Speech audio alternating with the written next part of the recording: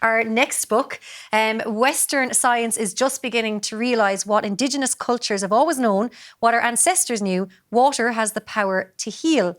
It allows for the ebb and flow, the waxing and the waning, the luminosity and the darkness. If something is lost, perhaps it can also be found again. Saltwater in the Blood by Easkey Britton. Nadine, you've been reading this now. Before you get to the book, I know you're a big fan of water yourself, into surfing. Yes, I used to absolutely love surfing before I had a knee-related injury, but I went surfing so many times, Canary Islands, Spirits. Yeah, I used to go off on my own and just go to, there were kind of like surf clubs that you could go to, and you just have a very, very hippie, bohemian kind of week where you'd go surfing in the daytimes and then have like barbecues in the evening with your surf club. It was amazing. One thing that I can't do, see, I love my phone. I'm on the internet all the time. I'm on social media all the time. You can't actually hold a phone while you're surfing, it turns out. That would be pretty incredible. So you That's do what we're doing wrong, okay. You do have to be very in the moment, and I find that really helpful. Yeah. But onto the book by Easkey Britton, you know, it does say water has the power to heal, which I think we can all agree with, but talk to us about the story. Yeah, so it's a story of her life growing up in Donegal with her surf-loving family. Easkey, she's named after a surf break in Sligo, and the name Easkey itself is a version of Easkig, so fish. So it almost seems predestined that she would become a surfer, and she became an exceptional surfer and has gone on.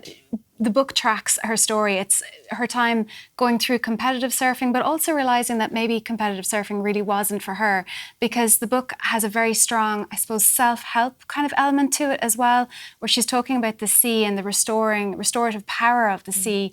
How, and I think we all saw this during the pandemic, that if you're having a really tough time and you just go and plunge yourself into cold water, dry robe or no afterwards, you do feel better. So the book is a little bit about that. It's a little bit self-helpy, very bohemian, and then it tracks her story.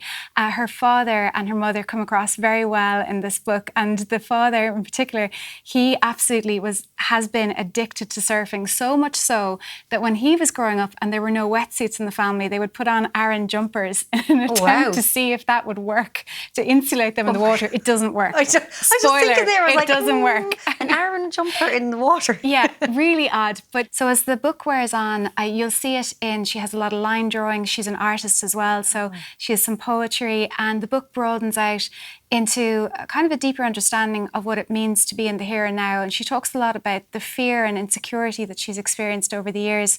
She has a very uncertain profession. She has a doctorate, but like most of us in the gig economy, sometimes you don't know where the next opportunity is coming from. So I think actually as the book wears on, she becomes more confident in expressing that side of herself and showing the vulnerability, and I found that very appealing.